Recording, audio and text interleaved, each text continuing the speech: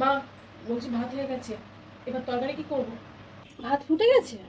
তাহলে ভাতটা নামিয়ে দিয়ে যা রন্টুদের বাড়ি গিয়ে বসো, একটা অব্দি গল্প করবে, দিয়ে তরকারি দেবে, সেই তরকারি নিয়ে আসবে, সেই দিয়েই আমাদের দুপুরের তরকারি হয়ে যাবে। যা। না, আমি বারবার রন্টুদের বাড়ি গিয়ে এভাবে রোজ রোজ তরকারি আনতে পারবো না।